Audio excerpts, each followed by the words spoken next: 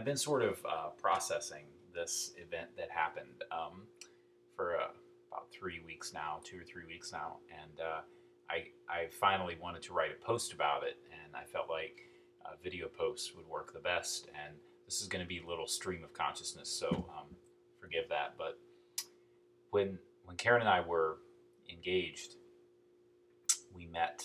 I met a couple friends of hers, friends that she had lived with for some time, and had lived nearby for some time before moving to Virginia to do her master's degree.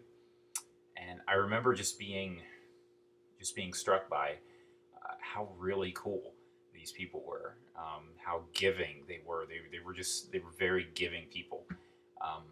Always wanting to give something to someone else. I remember being so impressed by that.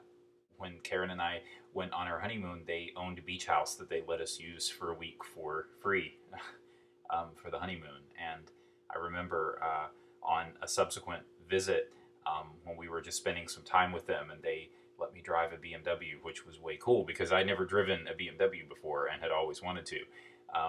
But just in general, they were such giving people, and they were human and had flaws like everyone else, but they were just really great people. About 3 weeks ago at lunchtime, I got a text message from Karen, um, and the text message basically said that he was gone, that he had passed away, um, very unexpectedly.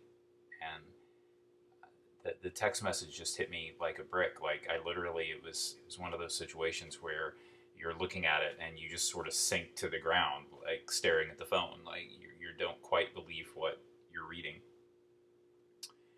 Um, they were doing some work, some volunteer work, helping underprivileged youth in a third world country when it happened, and um, just a very tragic, very unexpected um, loss.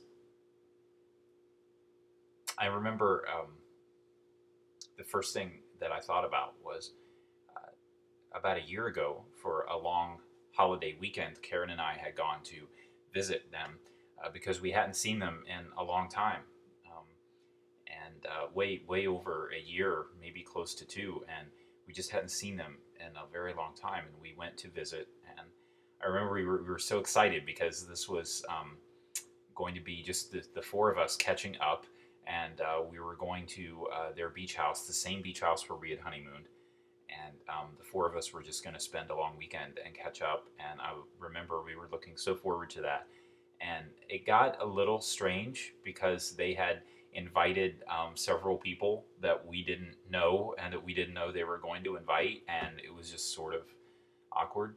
And I remember really regretting that weekend because introverted me, all these people I don't know, and I just sort of shut down. I was not social that weekend, and those people were trying to be sociable with me, and it wasn't working.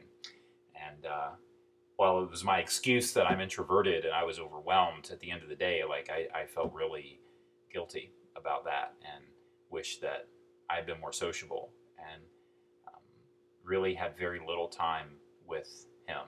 And I remember the morning that we left that weekend to drive back, having a short conversation with him, just a really brief conversation. It was one of maybe two or three real conversations I'd had with him that weekend. And I remember driving off and thinking that I was looking forward to having some more time with him in the future. And I had no clue that that was the last conversation that I would ever have with him. I don't want to draw my readers into some sort of depression. I'm actually not depressed. I'm just sad. I'm sad for the loss, and I guess it really struck me that I didn't know that that was going to be our last conversation. And if I had have, it would have been very different. And I don't want to sound trite or cliche, but we just don't know. And if I had known, I would have done that conversation a lot differently. I would have just said thank you. And I guess what I really walk away from that is that we don't know when that event is going to occur. We're always so close to that event, and moreover, the people that we're close to and our loved ones are always so close to that event.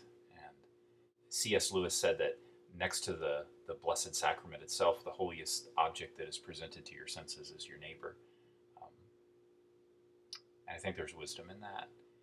So be aware, I guess, and think about the conversations that you have.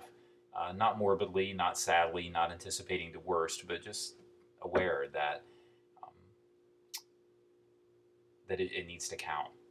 And hopefully mine will.